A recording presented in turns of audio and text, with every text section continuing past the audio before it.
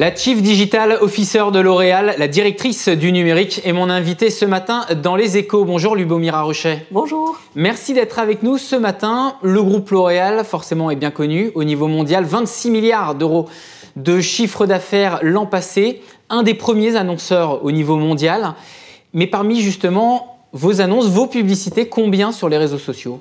Aujourd'hui, les réseaux sociaux sont clairement un point de contact majeur. Il faut savoir juste dans notre métier, la beauté, qu'entre le moment où vous décidez d'acheter par exemple une crème de beauté, une crème pour la peau, et le moment où vous l'achetez, il y a 32 points de contact.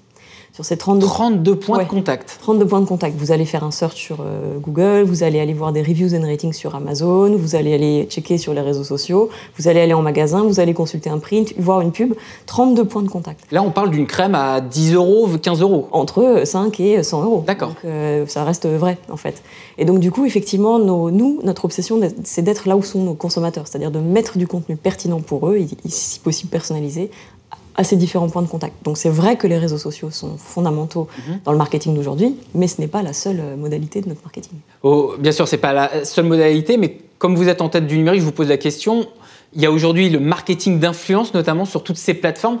Aujourd'hui, comment vous ciblez vos campagnes ou vos événements ou ce que vous faites, vos événements que vous mettez en place sur ces plateformes, comme par exemple Instagram, etc., Snapchat.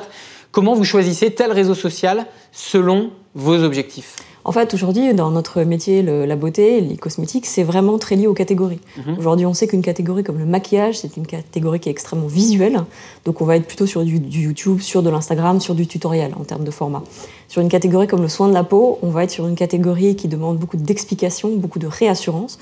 Donc, on va travailler beaucoup sur le search. On va travailler aussi beaucoup avec des influenceurs, et notamment des influenceurs pros, des dermatos, par exemple.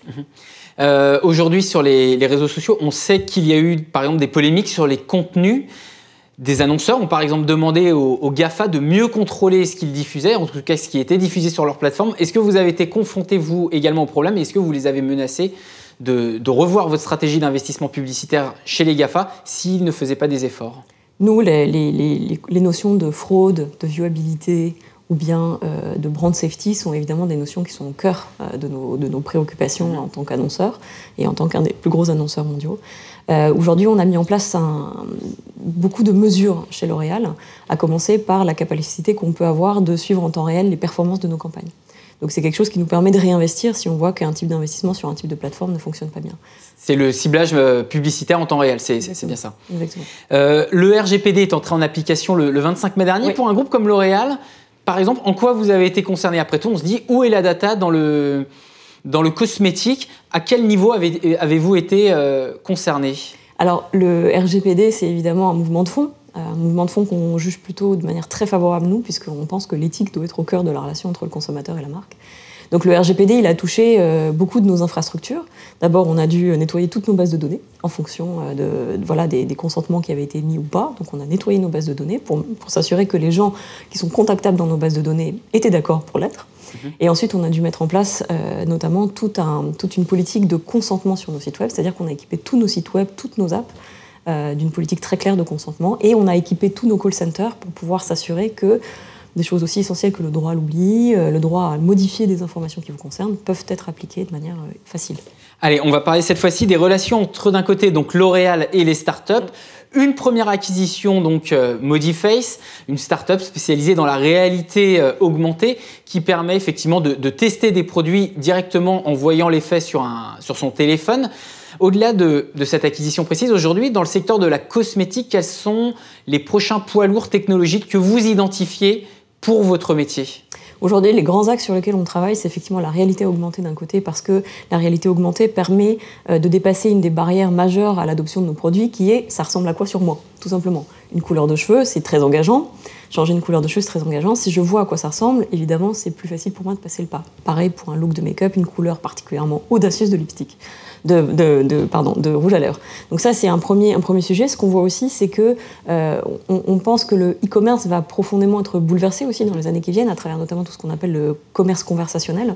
Donc il y a un e-commerce qui est plus basé tellement sur un catalogue produit motorisé sur un site web, mais plutôt sur une discussion. On pense aux bots, on pense à tout ce qui est conversationnel, on pense à la voix évidemment, avec Amazon ou Google Home, qui vont être des technologies très importantes pour le futur. E-commerce qui fait déjà 8% des ventes de L'Oréal. 8% en 2017, 2,1 milliards de chiffre d'affaires, troisième pays, et plus de 30% de croissance. On peut quand même pas s'empêcher de vous poser une question, c'est-à-dire que L'Oréal, c'est un grand groupe mondial des cosmétiques, mais à l'intérieur desquels il y a énormément de marques, Maybelline, La Roche-Posay, Kérastase, j'en passe. Mais au final, est-ce que c'est pas ça qui vous empêche aujourd'hui de faire des économies d'échelle en matière de marketing, de digital? Est-ce qu'aujourd'hui, c'est pas ça qui fait augmenter vos coûts finalement, alors que vous pourriez faire des économies d'échelle si ce n'était pas le cas? Alors aujourd'hui, c'est pas ce qu'on constate dans nos chiffres. Vous arrivez à accumuler quand même des économies d'échelle. Et d'ailleurs en produisant de plus en plus de contenu, donc on est extrêmement vigilant évidemment sur cet aspect-là.